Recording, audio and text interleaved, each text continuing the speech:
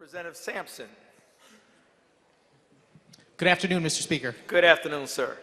Forgive me that I actually just started looking at the amendment for the very first time, but I do have a question for the proponent of the amendment, if I could.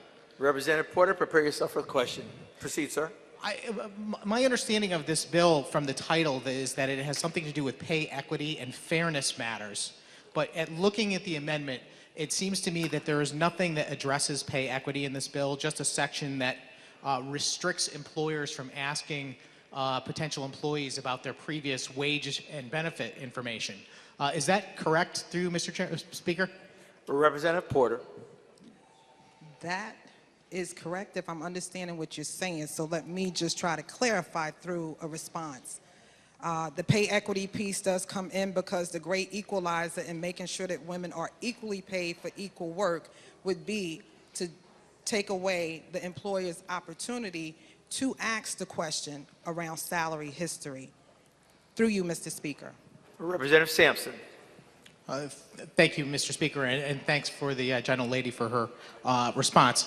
I suppose that you could put those two things together.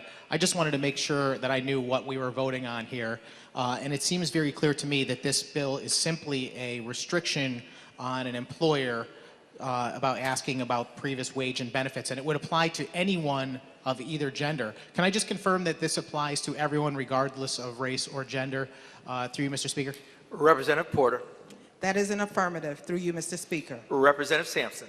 Okay. Thank you very much, Mr. Speaker, and thank you again for that answer. I just wanted on the record that this bill has nothing to do with equalizing pay between men and women, just equalizing pay in general, because it would prohibit an employer from asking information.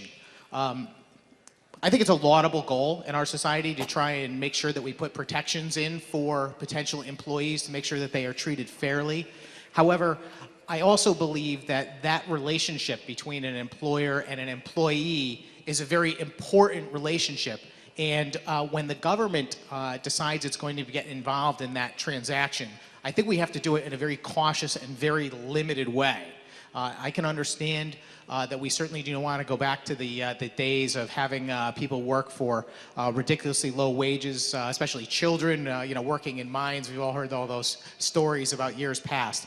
But at the same time, I think that that relationship is between the employer and the employee. It is a voluntary relationship in our state. Either side can choose to either employ someone or take the job, and either side can also end that agreement at any time. So based on that, I think it is a bad policy for us to be restricting employers from being able to ask questions that they think are pertinent to making sure that they are hiring the best potential candidate. And because this bill doesn't actually address pay equity as it says so in the title, I'm going to oppose it. Thank you, Mr. Speaker. Thank you, sir.